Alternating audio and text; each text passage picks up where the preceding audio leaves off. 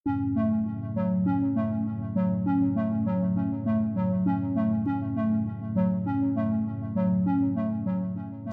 media asing terkejut melihat bagaimana Indonesia berhasil menggelar upacara peringatan Hari Kemerdekaan di Ibu Kota Nusantara, meskipun proyek pembangunan kota tersebut belum sepenuhnya selesai. Media asing menyoroti bagaimana pemerintah Indonesia mampu mempersiapkan acara besar tersebut dengan sukses di tengah proses pembangunan yang masih berlangsung. This is Xinhua News.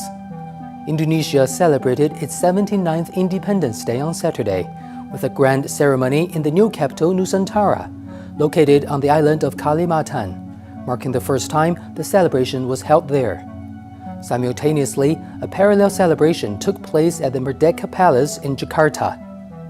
The ceremony in Nusantara was led by President Joko Widodo, accompanied by the President-elect Prabowo Subianto.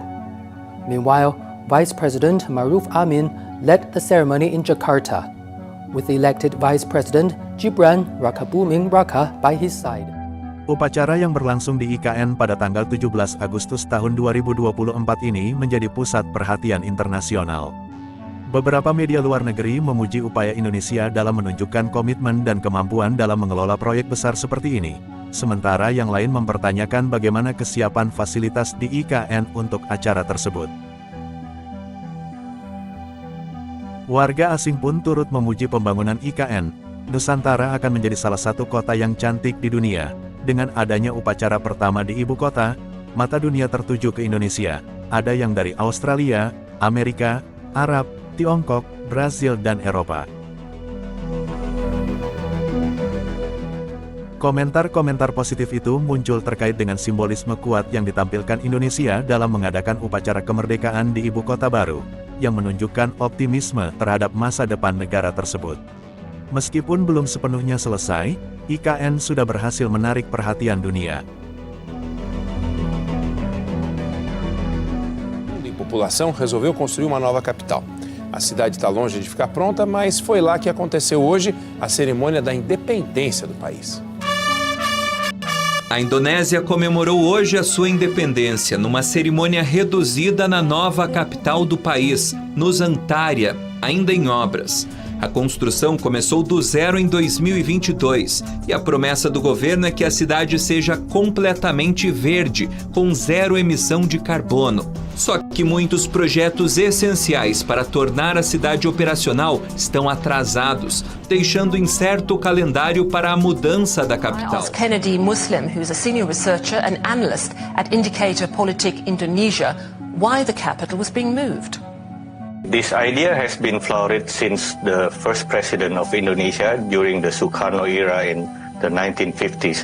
But it is our current and outgoing President Jokowi, fresh from his re-election in 2019, who initiated and tried to execute the plan to relocate the capital from the current capital, Jakarta in Java Island, to Nusantara, the new capital in the middle of Borneo Island.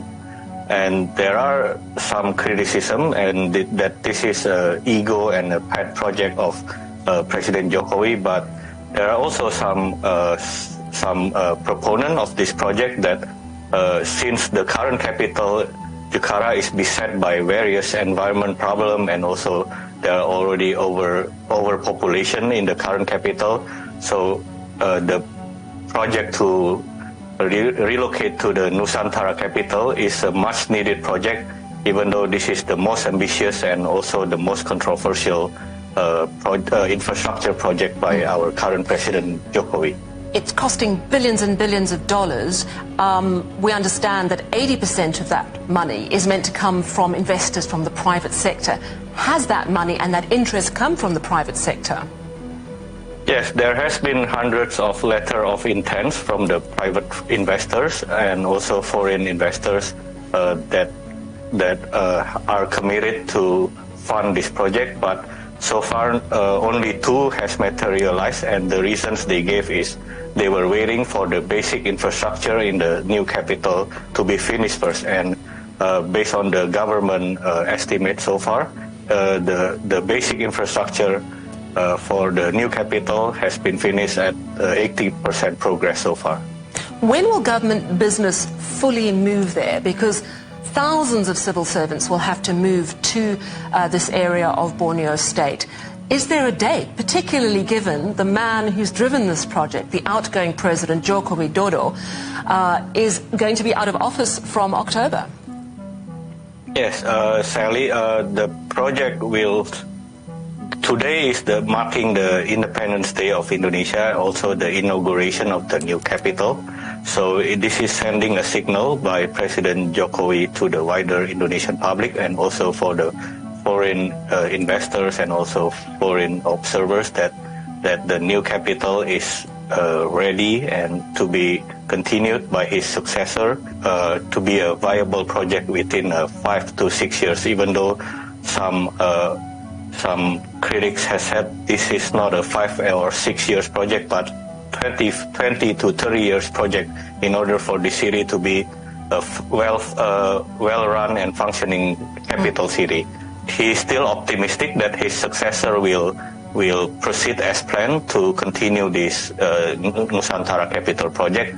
But also some critics have said there are two main things moving forward in order to see whether this project will be viable in the near and also in the mid-term future. There are two factors that are at play. One is political in nature and two is financial.